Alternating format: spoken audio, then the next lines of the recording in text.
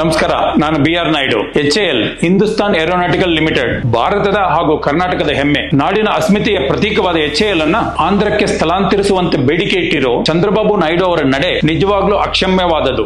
HAL ನ ಇತಿಹಾಸ ಕನ್ನಡ ನಾಡಿನೊಂದಿಗೆ ಬೆಸೆದುಕೊಂಡಿದೆ. ಯಾಕಂದ್ರೆ HAL ನಮ್ಮ ನಾಡದೊರೆ ರಾಜರ್ಷಿ ನಾಲ್ವಡಿ ಕೃಷ್ಣರಾಜ ಒಡೆಯರ್ ಅವರ ಕನಸಿನ ಕೂಸು.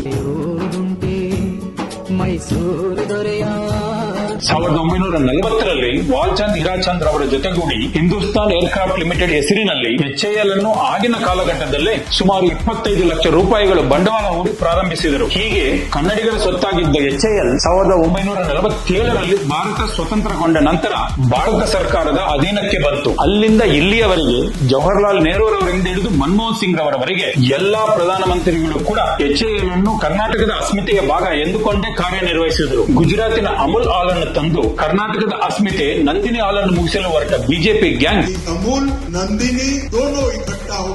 ಈಗ ಚಂದ್ರಬಾಬು ನಾಯ್ಡು ಅವರ ಮರ್ಜಿಗೆ ಬಿದ್ದು HAL ಅನ್ನು ಆಂಧ್ರಕ್ಕೆ ಸ್ಥಳಾಂತರಿಸುವ ದುಸ್ಸಾಹಸಕ್ಕೆ ಕೈ ಹಾಕದಿರಲಿ. ಯಾಕಂದ್ರೆ ಈಗ ನರೇಂದ್ರ ಮೋದಿ ಅವರ ಸರ್ಕಾರ ನಿಂತಿರೋದೇ ಚಂದ್ರಬಾಬು ನಾಯ್ಡು ಹಾಗೂ ನಿತೀಶ್ ಕುಮಾರ್ ಅವರ ಕೃಪಾ ಕಟಾಕ್ಷದಿಂದ. ಆದ್ರಿಂದಲೇ ಈ ಬಾರಿಯ ಬಜೆಟ್ ನಲ್ಲಿ ನರೇಂದ್ರ ಮೋದಿ ಅವರು ಆಂಧ್ರಕ್ಕೆ ಭರ್ಜರಿ ಗಿಫ್ಟ್ ಕೊಟ್ಟಿರೋದು. Budget is excellent budget. ಅಲ್ಲದೆ ಚಂದ್ರಬಾಬು ನಾಯ್ಡು ಅವರು ಪ್ರಧಾನಿ ನರೇಂದ್ರ ಮೋದಿ ಹಾಗೂ ರಕ್ಷಣಾ ಸಚಿವ ರಾಜನಾಥ್ ಸಿಂಗ್ ಅವರನ್ನ ಭೇಟಿ ಮಾಡಿ HAL ಸ್ಥಳಾಂತರಕ್ಕೆ ಬೇಡಿಕೆ ಇಟ್ಟಿದ್ದಾರೆ. ಇದರ ಹಿಂದೆ ಒಂದು ಬಲವಾದ ಕಾರಣ ಕೂಡ ಇದೆ.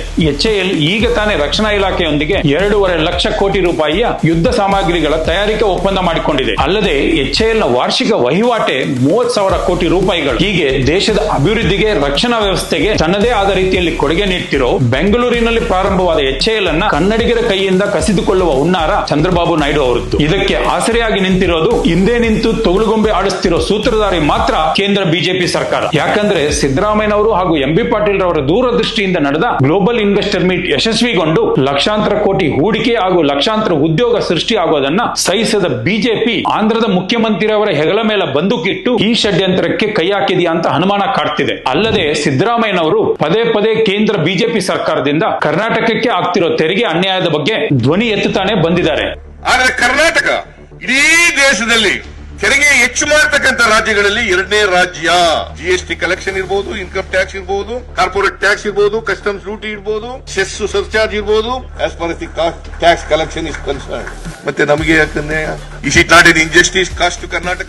ಜೊತೆಗೆ ದೇಶದಲ್ಲೇ ಅತಿ ಹೆಚ್ಚು ತೆರಿಗೆ ನೀಡೋ 2ನೇ ರಾಜ್ಯವಾಗಿರುವ ಕರ್ನಾಟಕಕ್ಕೆ ಬಿಡಿಗಾಸಿನ ರೀತಿಯಲ್ಲಿ ತೆರಿಗೆ ವಾಪಸ್ ನೀಡ್ತಾ ವಂಚಿಸುತ್ತಿರೋ ಬಿಜೆಪಿ ಚಂದ್ರಬಾಬು ನಾಯ್ಡು ಅವರ ಜೊತೆಗೂಡಿ ಕನ್ನಡದ ಅಸ್ಮಿತೆಗೆ ಧಕ್ಕೆ ತರೋ ಕುತಂತ್ರಕ್ಕೆ ಕೈ ಹಾಕ್ತಾ ಈ ಕಡೆ ರಾಜ್ಯದಿಂದ ಆರಿಸಿ ಹೋಗಿರೋ 19 ಜನ ಬಿಜೆಪಿ ಮತ್ತು JDS ಸಂಸದರು ಕರ್ನಾಟಕಕ್ಕೆ ಆಗ್ತಿರೋ ಈ ರೀತಿಯ ಅನ್ಯಾಯದ ವಿರುದ್ಧ ಧ್ವನಿ ಎತ್ತದೆ ಮೌನವಾಗಿರೋದನ್ನು ನೋಡಿದ್ರೆ ಇವರೆಲ್ಲರೂ ಕೂಡ ಈ ಟೂಲ್ ಕಿಟ್ ನ ಭಾಗವಾಗಿಬಿಟ್ಟಿದಾರ ಅನ್ನೋ ಅನುಮಾನ ಕಾಡ್ತಾ ಇದೆ. ಈ ಬಿಜೆಪಿ ಸಂಸದರಂತೂ ಹಿಂದೆ ಕೂಡ ನಾಡಿನ ವಿಷಯ ಅಂತ ಬಂದಾಗ ಮಾತಾಡಿದ ಉದಾಹರಣೆನೇ ಇಲ್ಲ. ಈಗಲಾದ್ರೂ ಬಾಯಿ ತೆಗೆದು ಮಾತಾಡ್ತಾರ ಅಂತ ಕನ್ನಡಿಗರು ಭರವಸೆಯೊಂದಿಗೆ ಎದುರು ನೋಡ್ತಿದ್ದಾರೆ. ಆದರೆ ಬಿಜೆಪಿ ಮಾತ್ರ ಎಂದಿಗೂ ತಾನು ಕರ್ನಾಟಕದ ವಿರೋಧಿ, ಕನ್ನಡಿಗರ ವಿರೋಧಿ ಅನ್ನೋದನ್ನ ಸಾಬೀತು ಮಾಡ್ತಾನೆ ಬರ್ತಿದೆ. ಬಿಜೆಪಿ, RSS ಇವೆರಡು ಕನ್ನಡ ವಿರೋಧಿ. ಕನ್ನಡತನವನ್ನೇ ಉಸಿರಾಗಿಸಿಕೊಂಡಿರುವ ಸಿದ್ದರಾಮಯ್ಯನವರ ನೇತೃತ್ವದ ಕಾಂಗ್ರೆಸ್ ಸರ್ಕಾರ 1 ಇಂಚು ಕೂಡ ನಾವು ಕರ್ನಾಟಕದ 1 ಇಂಚು ಜಾಗನೂ ಕೂಡ ಮಹಾರಾಷ್ಟ್ರಕ್ಕೆ ಕೊಡಲ್ಲ. ಗನ ಎಬ್ಬಿದಿರು ಚಟಚಟನಲು ಉರಿಯೋಳು ಕದಳಿಗಳು ಸೆಮಿಸಿ ತರುಗಳ ನುರುಕಿ ಮೆಳೆಗಳೊಳಗು ಕದಳಿಗಳು ಸೆಮಿಸಿ ಬಿಜೆಪಿ ಇಂಥ ಏನೇ ದುಷ್ಟ ಪ್ರಯತ್ನಕ್ಕೆ ಕೈ ಹಾಕಿದ್ರು ಕನ್ನಡಿಗರ ಪ್ರಚಂಡ ಧ್ವನಿ ದೆಹಲಿಯ ಗದ್ದುಗೆವರೆಗೂ ಮಲಗುವ ರೀತಿಯಲ್ಲಿ ಮಾಡೇ ಮಾಡ್ತದೆ. ಕನ್ನಡತನವನ್ನೇ ಮರೆತು ನಾಡಿನ ಅಸ್ಮಿತೆಯನ್ನೇ ಮಾರಲು ಸಂಚು ರೂಪಿಸುತ್ತಿರುವ ಈ ನಾಡದ್ರೋಹಿ ಬಿಜೆಪಿಗರಿಗೆ ಕನ್ನಡಿಗರು ಸರಿಯಾದ ಪಾಠವನ್ನೇ ಕಲಿಸ್ತಾರೆ. ಈ ವಿಡಿಯೋ ನೋಡ್ತಿರೋ ನೀವು ಕೂಡ HAL ಸ್ಥಳಾಂತರಕ್ಕೆ ನಿಮ್ಮ ವಿರೋಧವನ್ನ ವ್ಯಕ್ತಪಡಿಸಿ ಆ ವಿಡಿಯೋವನ್ನ ನಿಮ್ಮ ಸಾಮಾಜಿಕ ಜಾಲತಾಣಗಳಲ್ಲಿ ದಯಮಾಡಿ ಅಪ್ಲೋಡ್ ಮಾಡಿ. ಈ ಮೂಲಕ ಕನ್ನಡ ಮತ್ತು ಕನ್ನಡಿಗರ ಶಕ್ತಿ ಎಂತದ್ದು ಅನ್ನೋದು ಎಲ್ರಿಗೂ ತಿಳಿಯಲಿ. ಇದು ನಮ್ಮ ಸ್ವಾಭಿಮಾನ, ನಮ್ಮ ಆಸ್ತಿ, ನಮ್ಮ ನವರತ್ನಗಳು, ನಮ್ಮ ಹಕ್ಕು. ನಾವು ಅದನ್ನ ಉಳಿಸ್ಕೊಳ್ತೇವೆ. Cannot be. I may request many things. ನಮ್ಮ HAL ಅಂತ ಹ್ಯಾಶ್ ಟ್ಯಾಗ್ ಯೂಸ್ ಮಾಡಿ ದಯಮಾಡಿ ವಿಡಿಯೋ ಮಾಡಿ. ಧನ್ಯವಾದಗಳು.